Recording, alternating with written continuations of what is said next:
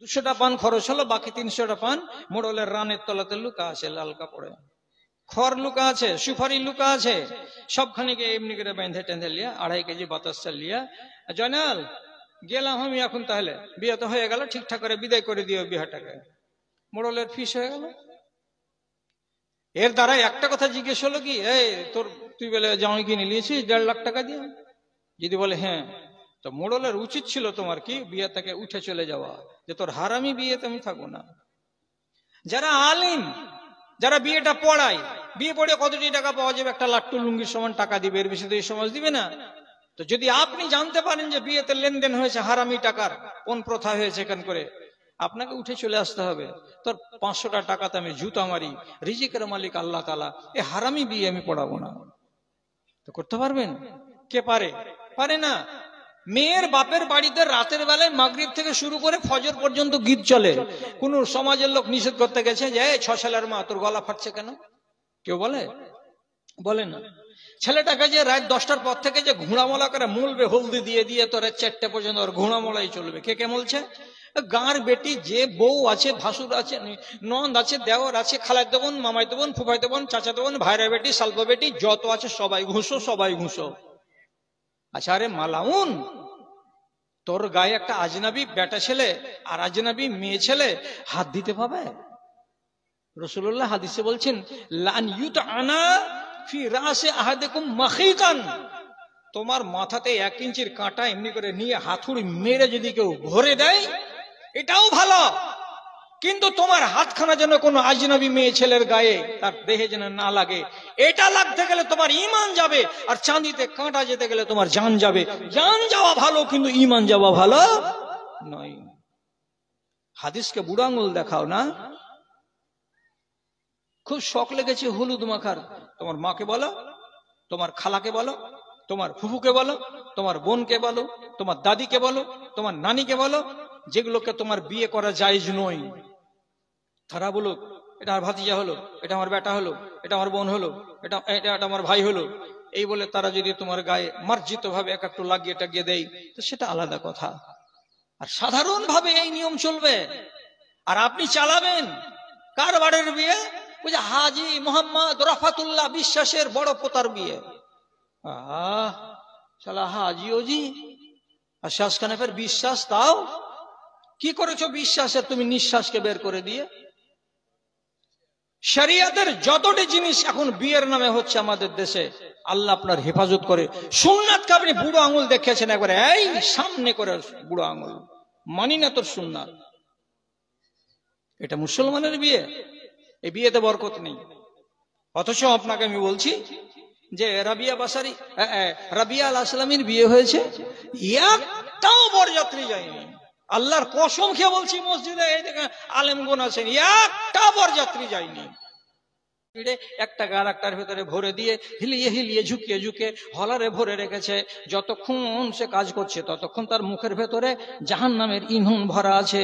হারামি গিলছে, হারামি চিবাচ্ছে, গল্প করছে, কথা বলছে, আর কাজও করতে আছে। তাহলে এটা কত বড় হারামের হারাম।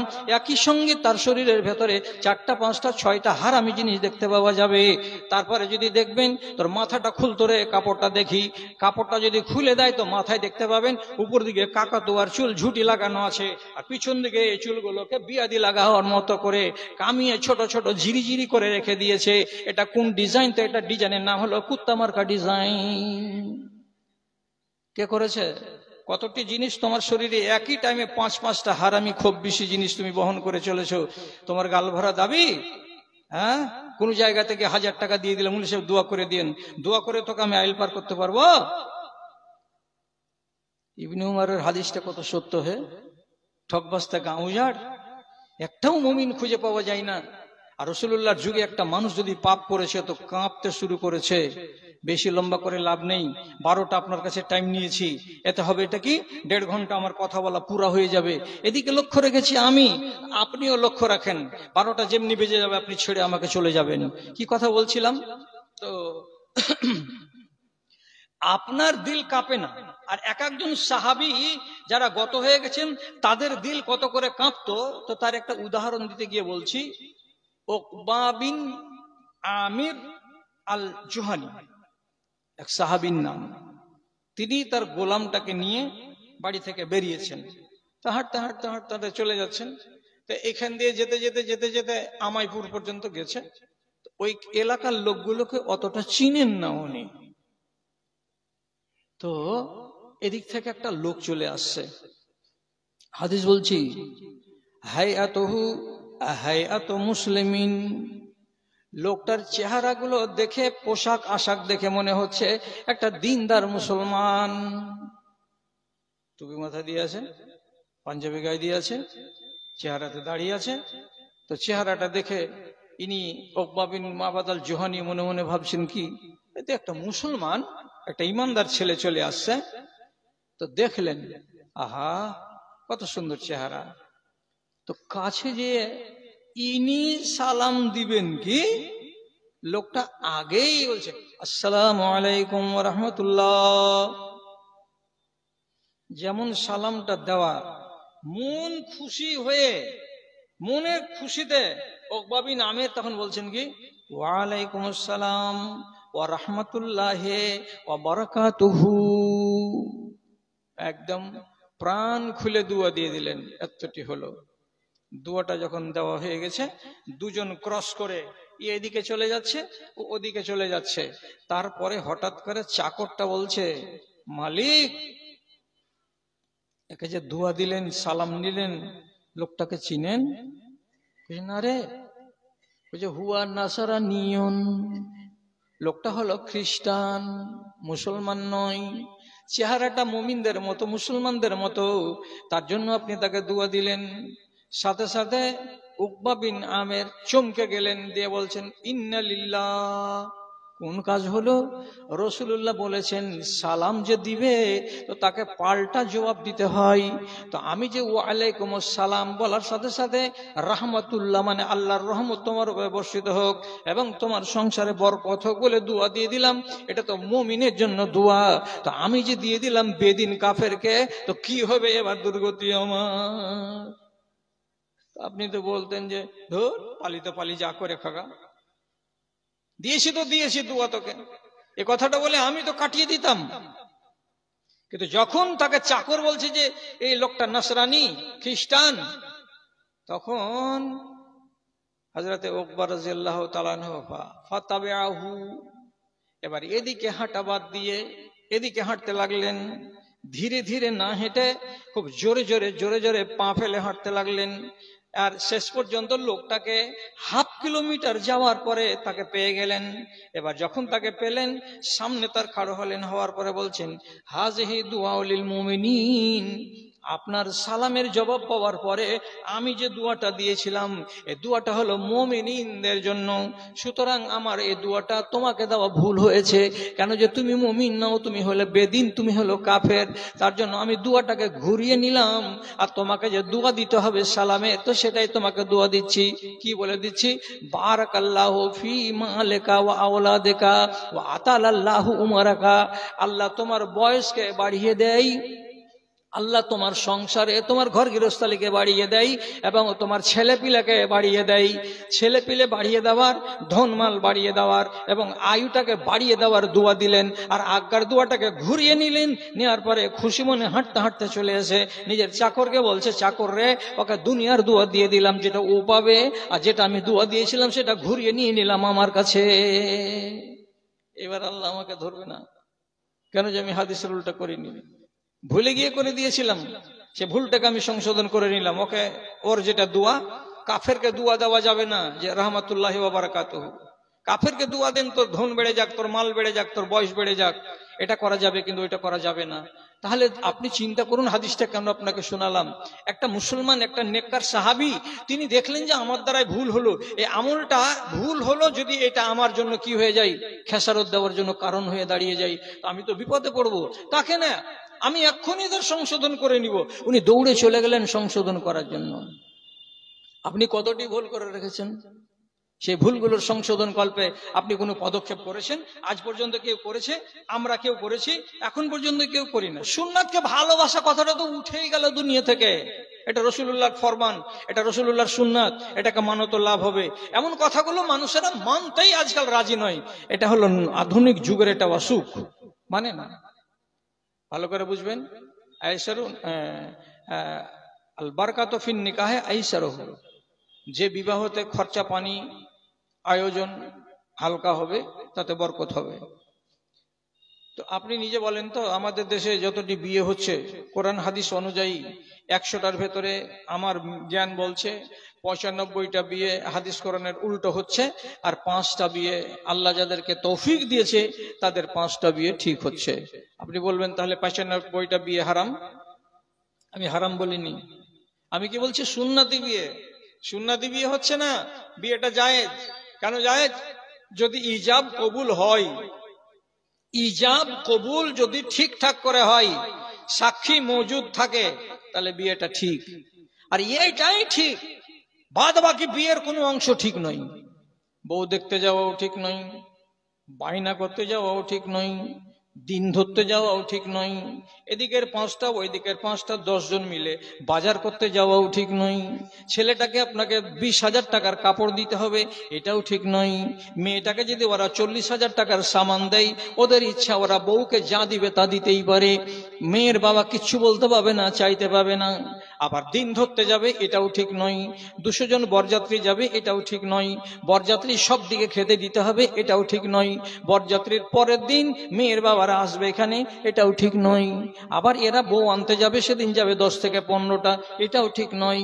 যেদিন বেটিটার পেটে বাচ্চা চলে আসবে সেদিন মেয়ের বাবা নিজের মেয়েকে বিদায় নিয়ে আসবে।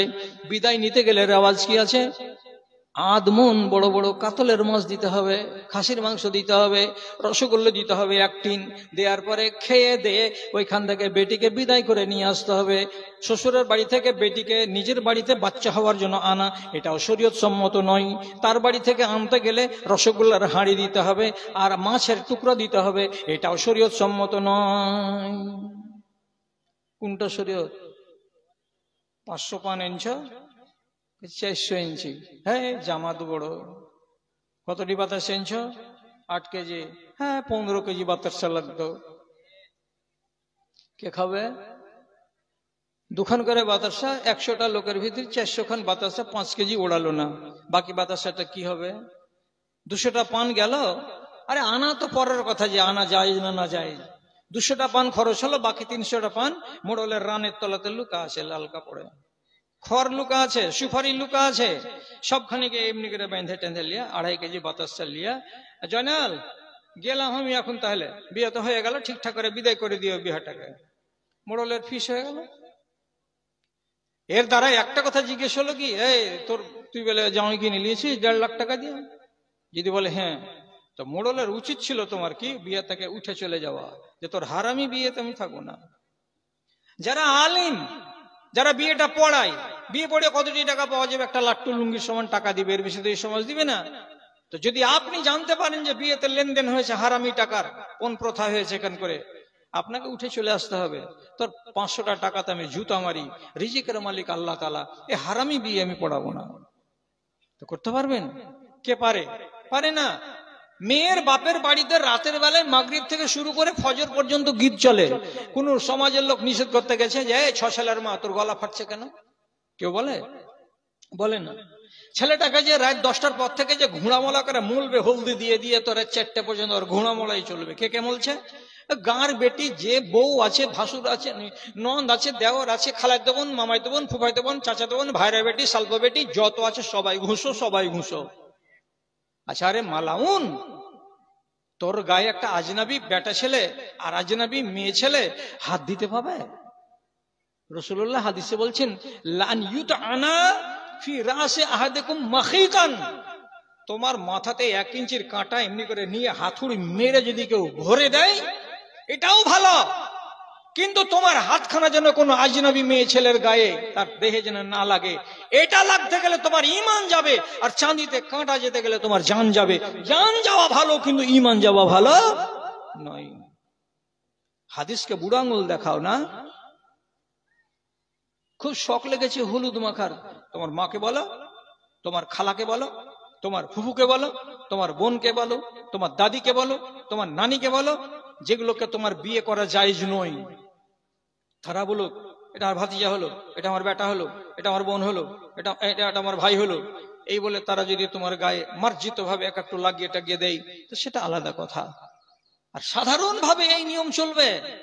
আর আপনি চালাবেন কার বাড়ির বিয়ে?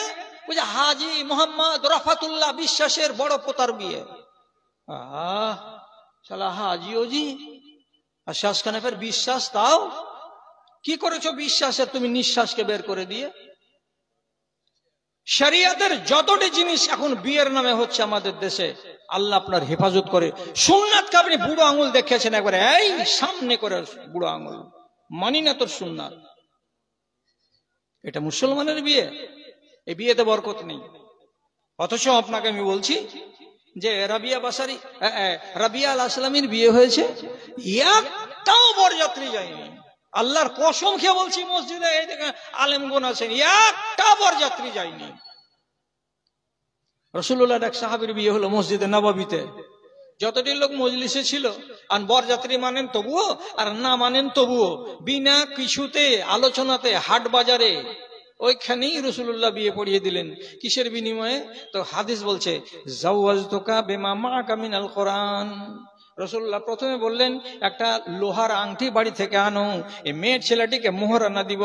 লোকটা বাড়ি গেল, যাওয়ার পরে ঘুরে এসে বলছে আল্লাহ পাকের রাসূল, একটা লোহার আংটি পর্যন্ত বাড়িতে পেলাম না, এবার কি হবে? আমি যাকে বিয়ে করব, মেয়েটি আমাকে বিয়ে করবে আর আমি ওকে বিয়ে করব, তো কি দিয়ে বিয়ে হবে বলেন তো? রাসূলুল্লাহ জিজ্ঞেস করে বলছেন হাল মাআকা মিনাল কোরআন, কিছু কোরআন জানো না? জানো না, জানো না, জানো না।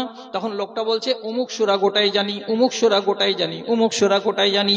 তখন রাসূলুল্লাহ বলছেন জাওয়াজতুকা বিমা মাআকা মিনাল কোরআন, যে কোরআনের সূরা কয়টা তুমি জানো, এর বিনিময়ে মেয়ে ছেলেটির সঙ্গে তোমার বিয়ে পড়িয়ে দিলাম। বাড়ি নিয়ে যাওয়ার পরে এই মেয়েটিকে তুমি কোরআনটা শিখিয়ে দিবে, ওই যতটি সূরা তুমি মুখস্থ রেখেছো সবটি ওকে মুখস্থ করিয়ে দিবে। এটাই হয়ে গেল তোমার বিনিময়, এর বিনিময়ে এর সঙ্গে তোমার বিয়ে হলো। কোথায় বরযাত্রী? রাবিয়া ইসলামীর বিয়েতে বরযাত্রী নেই। এগুলো সুন্নাতি তরিকা। আপনি বলবেন যে তাহলে আপনি সমূলে নিষেধ করছেন। জি না, ছেলের বিয়েতে আপনি বাপ যান, চাচা যাবে, আপনার বেটা যাবে, দু চারজন লোক একটা বোলেরো গাড়ি ভাড়া করে চলে যান, মেয়ের বাপ বাড়ি নিয়ে গিয়ে বিয়ে দিয়ে নিয়ে চলে আসেন। কে বলেছিল আপনাকে 150 জন নিয়ে যেতে হবে? ওর ঘাড় ভাঙার আপনি কে? আপনার বাড়ি যেদিন পরের দিন যেটা অনুষ্ঠান হবে, এটা তো হলো সুন্নাতি অনুষ্ঠান, একে বলে ওয়ালিমা।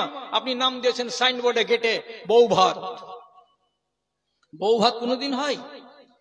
আপনি সুন্নাতকে আঙুল দিয়ে কি করলেন? ওয়ালিমার দাওয়াতকে আপনি বউ ভাত বানালেন। তো বউ ভাত লোকেরা খেলো, গোটা টোলার লোক, পাড়ার লোক, সব লোক খেলো। আর খাওয়ার পরে মাল ঝাড়ছে কেন? আপনার মোহরিলের সামনে বসে বসে। আপনার খানার দাম আছে, এখানে মাল ঝাড়তে। বাড়িতে যে খানাটি খেয়ে এসেছেন 150 জন লোক গিয়ে, ওর খানার দাম নেই, ওখানে মাল ঝাড়েননি কেন?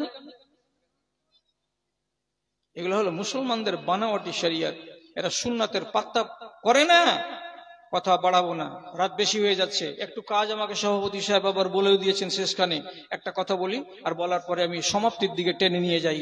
রাসূলুল্লাহ মক্কাতে 5 বছর দাওয়াত তাবলীগের কাজ করার পর হঠাৎ মনে ভাবলেন যে বিদেশে যাই। এর আগে তো পারি না, বিদেশে যদি কাউকে পারি। চলে গেলেন 120 কিলোমিটার পূর্ব দিকে তাইফ শহরে।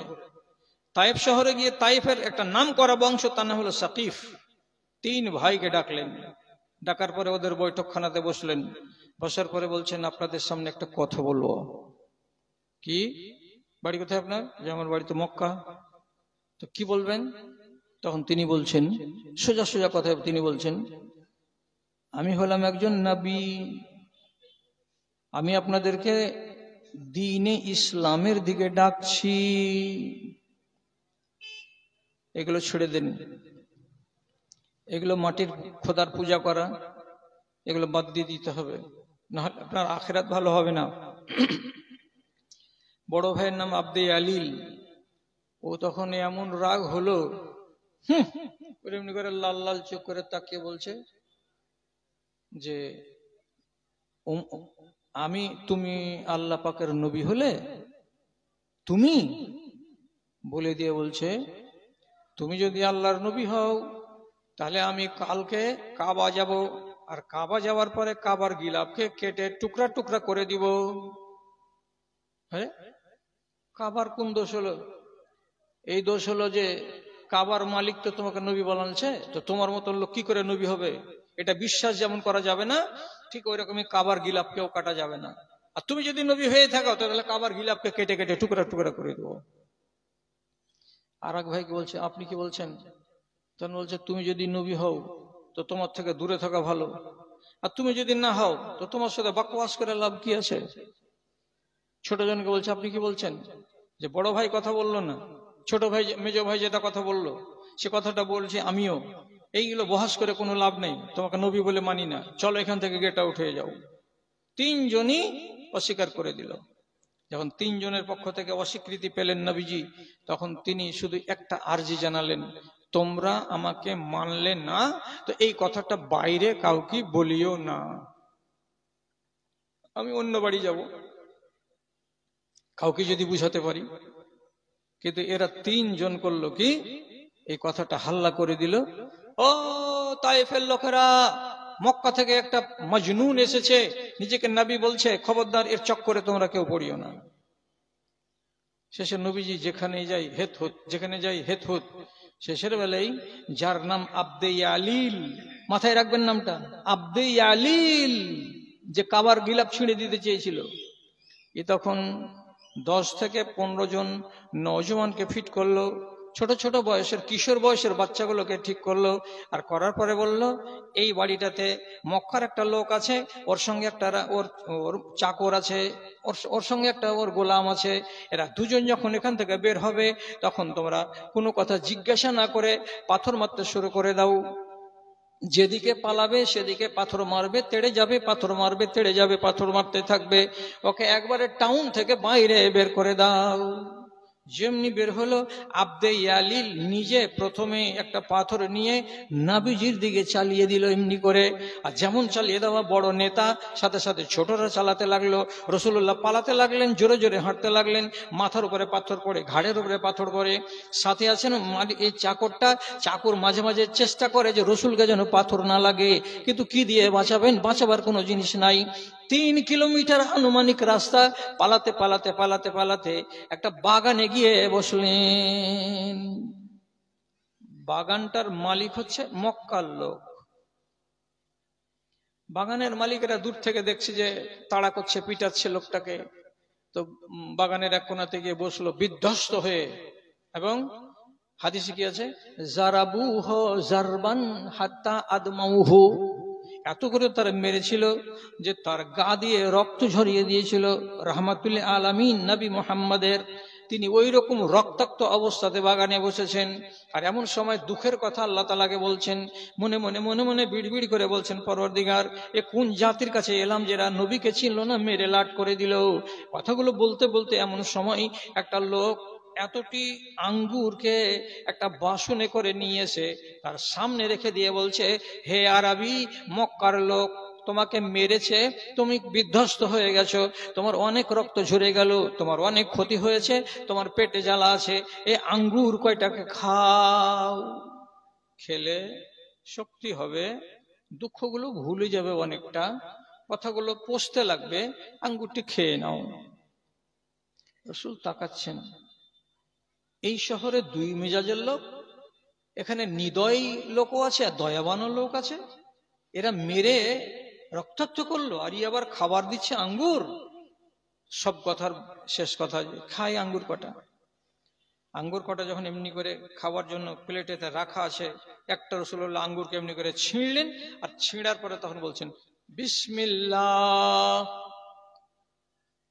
মুখে দিলেন। একটা আঙ্গুর মুখে যেতে নেই, আর বিসমিল্লাহ শব্দটা শুনে এই রাখালটা, বাগানের যে মালিক, মালিকের এটা হলো চাকর, চাকর তখন চট করে বলছে, ইন্না হাযিহিল কালিমাতা লা ইয়াকুলুহা আহলু হাযাল বালাদে, আপনি খাওয়ার আগে যে শব্দটা পড়লেন, এখানকার কোন লোক খাওয়ার আগে ওই রকম শব্দ জীবনে কেউ বলে না। কি বললেন কথাটা? বিসমিল্লাহ, আল্লাহর নাম নিয়ে শুরু করলাম। রাসূলুল্লাহ তখন লোকটাকে জিজ্ঞেস করে বলছেন, এখানকার লোক কেউ বলে না তো তোমার বাড়ি কোথায়, কে তুমি? তখন বলছে, আমার নাম হলো আদ্দাস, আমার নাম হলো আদ্দাস, বাগানের মালিকের আমি হলাম চাকর, আমার বাড়ি হলো নাইনাওয়া শহরে। যেমন বলার নাইনাওয়া শহরে, সাথে সাথে রাসূলুল্লাহ বলছেন, মিন বিলাদে আখি ইউনুস, আমার ভাই ইউনুস আলাইহিস সালাতু ওয়াস সালামকে যেই ইরাকের নাইনাওয়া গ্রামে পাঠানো হয়েছিল, সেই নাইনাওয়া গ্রামের লোক তুমি নাকি? আর মুচকে মেরে হেসে তখন বলছে, জি জি জি জি জি, একদম ঠিক বলেছেন, সেই ইরাকের নাইনাওয়া গ্রামের আমি লোক। তা আপনি কি করে জানলেন যে এটা নাইনাওয়া অমুক নবীর গ্রাম? হ্যাঁ, তো গ্রামের লোকের যখন পরিচয় পেয়েছে তো জিটা বড় হয়ে গেছে। আরে আপনি আমার গ্রামকে চিনেন? রাসূলুল্লাহ বলছেন, হুয়া আখি কানা নাবিয়ান কামা আন্নী নবী, তিনি ছিলেন আমার ভাই নবী, যেমন আমি একজন নবী, আমি একজন নবী যেমন তিনি ছিলেন তেমনি একজন নবী। আর নবীরা যত দুনিয়াতে এসেছে সম্পর্কে এরা হলো বাপের দিক দিয়ে ভাই, সব ভাই সব ভাই সব ভাই, মায়ের দিক দিয়ে আলাদা আলাদা আলাদা আলাদা, সবারই মা আলাদা, কিন্তু বাপ হলো সবারই একটা। এই জন্য নবীজি হাদিসে বলেছেন এরা সব হলো ভাই ভাই ভাই ভাই। রাসূলুল্লাহ বলছেন, আমার ভাই ইউনুসের গ্রামের নাম হলো নাইনাওয়া, তো সেই গ্রামের লোক নাকি? তখন আদ্দাস বলছে, জি হ্যাঁ, আমি ওই গ্রামের লোক। সাথে সাথে দিলটা এমন হয়ে নরম হলো আদ্দাসের, যে রে, এই লোকটা যদি নবী না হলো তাহলে মক্কা থেকে এখানে এলো কেন? এ তো দাওয়াতের কাজে এসেছে। আর এতটি মার খাওয়ার পরে একবারও বদদুয়া করে না, গাল দেয় না, কিছুই বলে না, শুধু একবার করে বলছে, ইয়া লাইতা কওমিহুম লা ইয়ালামুন, হায় আমার দুঃখ, আমার জাতি আমাকে চিনে না, আমার জাতি আমাকে চিনলো না। তো সত্যি তো এই নবীকে এরা চিনলো না। আমি তো ধরে নিলাম বিসমিল্লাহ পড়াতে, এ কথাটা তো কেউ বলে না, আজকে প্রথমে এর মুখ থেকে শুনলাম। আর এ যদি সাক্ষ্য দেয় যে নবী ইউনুস ছিলেন আমার ভাই, উনি নবী, উনি তো আমাদের দেশের লোক, আমাদের নবী, তো ওনাকে যদি ইনি মানেন তো ইনাকে আমি আজকে কেন মানবো না? সাথে সাথ আদ্দাস রাসূলুল্লাহর খাওয়া যেমনি শেষ হলো, ফাকাব্বা আলাইহি বিয়াদিহি, সঙ্গে সঙ্গে উপুড় হয়ে গিয়ে নিজের হাত দুটা রাসূলুল্লাহর হাতের উপরে রেখে দিয়ে বলছেন, কোনটা কথা বলতে গেলে আপনার দলে নাম লেখানো যাবে, আপনি সে কথাটা বলুন তো নবীজি।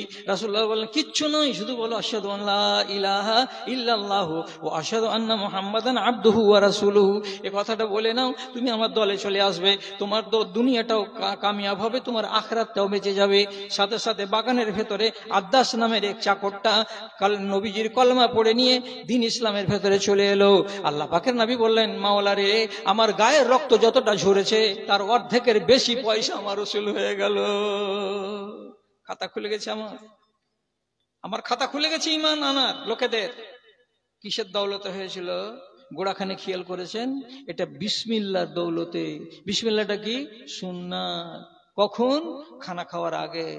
তাহলে একটা সুন্নাতকে যদি আপনি মুহাব্বতের সাথে মানতে যান তো তার কত ফজিলত আছে। এদিকে তাকান, আর সুন্নাতকে বুড়ো আঙুল দেখিয়ে দিয়ে আর শাদী আর ঘর আর সংসার করছেন, তাদের যে বরবাদি কত আছে, ওদিকে একবার নজর দেন, দিয়ে নিজের বিচার বিবেচনাগুলো করবেন। ঘড়িতে কটা বলছে বড় ভাই লাল টুপিওয়ালা? কত বলছে? ৫৫। ১২টা পর্যন্ত ছাড়তে হবে, কারণ আমার ট্রেন তো ফেরা আছে ১টা ২৫ মিনিটে। এত দূরের জায়গাতে আসতে বড় কষ্ট হচ্ছে, ঝামেলা হচ্ছে, তাতে বুড়া মানুষ ৬৫ বছরে গড়ছি, আর ৬৭ টিকবে কিনা আল্লাহ তাআলা জানেন। আমার বাপ ৭৭ টিকেছেন, মওলানা হোসেন সালাফি সাহেব। তো চেহারা আর অবস্থা দেখে মনে হচ্ছে বাপের সমান দৌড়াতে পারবো না। তো যাক, আল্লাহ তাআলা এখানে আমাকে আপনাদের সামনে এনে দিয়েছিলেন, তো ভালো লাগলো। আপনারা যে কটা লোক ছিলেন কমেননি, একটা হয়তো বেড়েই